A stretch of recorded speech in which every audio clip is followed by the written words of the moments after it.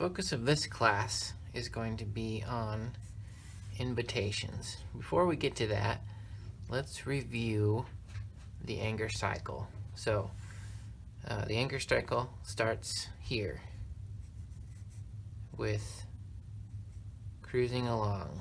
Cruising along is whatever you're doing before you get an invitation. The invitation is something that invites you to become angry. It doesn't have to make you angry, but it is an invitation to be angry that may be accepted or not. Then we have warning signs or early warning signs. These are things that let you know that you're heading this direction toward anger. These include feelings and physical things. Feelings like sad, hurt, embarrassed, confused, scared, and physical signs like heart beating fast, sweaty palms, blurred vision, watery eyes, pacing, making a fist, things like that. And if we have these warning signs and we don't do anything about them, we're going to end up here with anger. And with our anger, we might do something that we're going to regret. Anger leads to consequences. Consequences have positive and negative outcomes, or they are positive and negative outcomes. So a positive outcome for anger might be that they felt good about getting that anger off their chest.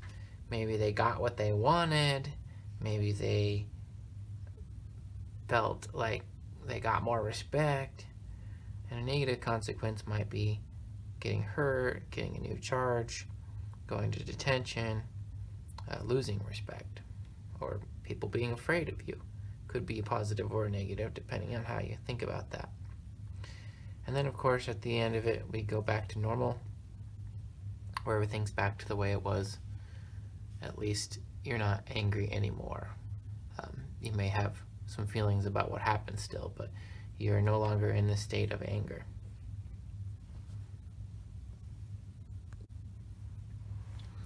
All right, on to invitations. So invitations happen. They're the first thing that invites us into possibly getting anger, but they're just one link in the chain. In our chain here, and in the cycle, it's one of the very first links. So you'll notice this one's not quite connected to the rest of the chain leading to anger yet, and that's because it doesn't have to be.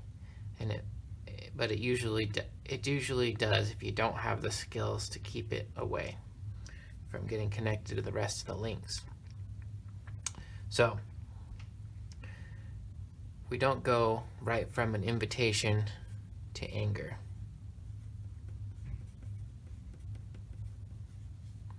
There's things in between. But this one's very important to recognize so that you know that you're heading this way. Sometimes people say things like this. You are making me angry. Now the problem with this is this word here. If someone's making you angry, then you don't have a choice. No one's making you angry. You're choosing to be angry. And if you're using this word here, you're telling yourself that you don't have a choice. It's kind of like someone making you go somewhere in a car that you're not driving. So if someone's making you do something, then you are not driving your own car. You are being taken somewhere. And so rather than that, we want to change that word out with invitation. So you are inviting me to be angry would be a more accurate statement here. And like we said in the previous class, an invitation does not have to be accepted. It's like an invitation to a party. So let's look at some different types of invitations. One type is often seen as an invitation from an authority figure, like a parent or a teacher or maybe a PO or the police. There's lots of different authority figures in our lives. As an adult, most people have a boss or a supervisor. So there's different types of invitations that can be sent from these different type of people. For example, a parent might tell you,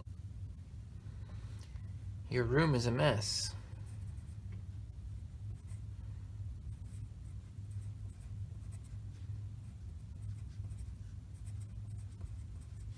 That could be an invitation for you, especially if you felt like you did a good job cleaning it. Try to think of some other invitations that maybe some of the other people of authority in your life might have given you. Try to think of one you've received at school. If you're involved with a PO, then try to think of one maybe that your PO, or maybe the police, or if you're working, maybe a boss gave you. And write those down on a piece of paper.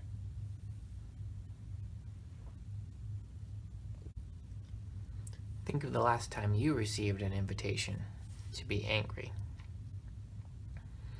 Did you feel at the time that someone was making you angry? Do you still feel that way? Are you seeing yourself as the victim in that situation? Or do you have the power to make the choices that you made? Now, invitations aren't just as simple as one thing that happened. Sometimes it can be something that's built up over time. Invitations can build on each other. For example, maybe something that happened the previous day, or the previous week, or maybe even the previous year. Maybe someone has been calling you a name over and over and over again, but today's the day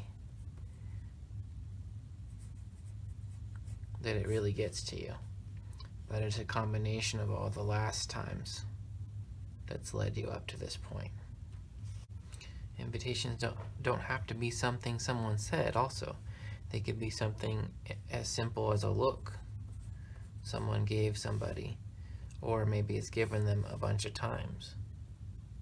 Try to think of a time that you got really upset and trace it back farther to see what the first invitation was that led to that one being a bigger deal. Now I'd like to tell you a story about a time I received an invitation. So I was camping with my two friends, and we were cooking hot dogs on a fire. And mine I had been working on for quite a while. It was almost done, and I went to get a bun so that I could enjoy the finished product. When I came back, I found that my hot dog was in the fire, and my friends were laughing at me. So, this was a big invitation for me. For one, they had been talking about knocking my hot dog into the fire. And then when I come back, it is in the fire. I felt frustrated because I had worked hard on that, and now it was in the fire, and it was a waste of food. I felt embarrassed because they were laughing at me. I felt hostile towards them because I felt that one of them knocked it in the fire on purpose. I felt my hands tremble. I felt hot, and I felt pressure building up. And what I did with these feelings is I got mad. I got angry. Specifically at one of my friends who I thought knocked it into the fire. And I wanted to take some revenge on him and maybe knock what he was doing into the fire. The consequence of me being angry with this person was both of these people feel like they were making a joke and that I can't control my feelings. The other consequence is I ended up getting mad at the wrong person and trying to get revenge on someone who didn't actually cause my hot dog to fall in the fire. It was the other guy. So that was embarrassing also. But eventually, I went back to normal and got another hot dog. Now, at the time, if I feel like this person here made me angry,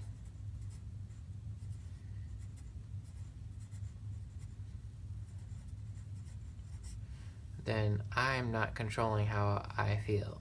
They are. But that's not the case. I have a choice. I could have just laughed it off and got another hot dog, and I had plenty of time to cook it. But I chose to be upset, and I chose to be angry at this person, and both of those people, but mostly the wrong person.